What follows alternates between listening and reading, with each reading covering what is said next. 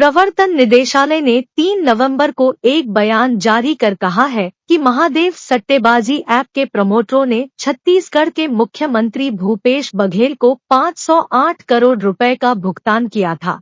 ED ने यह दावा 2 नवंबर को गिरफ्तार किए गए कैश कुरियर असीम दास के हवाले से किया है।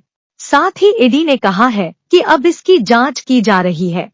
ईडी ने कुरियर असीम दास उर्फ बप्पा दास के पास से 5.39 करोड़ रुपए बरामद करने के बाद उसे गिरफ्तार कर लिया। महादेव ऑनलाइन सट्टेबाजी ऐप और उसके प्रमोटरों की ईडी मनी लॉन्ड्रिंग रोधी कानून के तहत जांच कर रही है।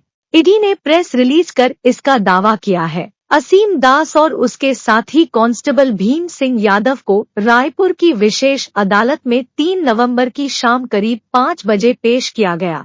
कोर्ट ने उन्हें 7 दिन की ईडी की रिमांड पर भेज दिया है। अब अगली सुनवाई 10 नवंबर को होगी।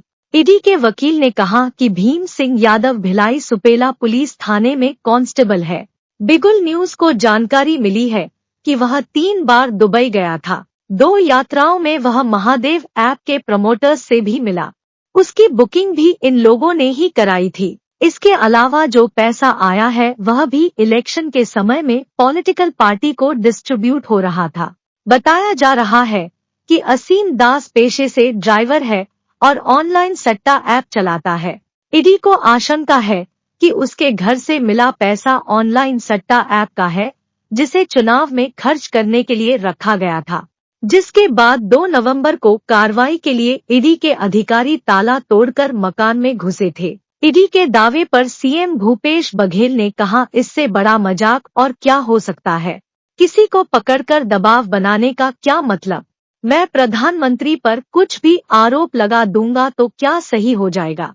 सीएम भूपेश बघेल के इस बयान का जवाब पीएम नरेंद्र मोदी ने 4 नवंबर को दुर्ग के रविशंकर स्टेडियम की अपनी सभा से दिया, जहां उन्होंने साफ तौर पर कहा कि यह मोदी है, डरने वाला नहीं है। अपने इस बयान के साथ पीएम नरेंद्र मोदी ने साफ तौर पर भूपेश सरकार पर सट्टा को संरक्षण देने का आरोप लगाया। गौर करने वाली बात यह है कि महादेव सट्टा की शुरुआत भिलाई दुर्ग से ही हुई थी। भिलाई निवासी रामेश्वर चंद्राकर जो नगर निगम में पंप ऑपरेटर थे, उनके बेटे का नाम सौरभ चंद्राकर है। इसी सौरभ ने ही भिलाई में जूस की दुकान चलाने के दौरान अपने साथी रवि उप्पल के साथ मिलकर ऑनलाइन सट्टा महादेव का काम शुरू किया था, जिसमें भिलाई दुर्ग के बाद धीरे धीरे पूरे छत्तीसगढ़ के अनेक सफेदपोश इस धंधे में शामिल हो गए। महादेव सट्टा ऐप के बारे में बिगुल न्यूज ने लगातार बड़े बड़े खुलासे किए हैं।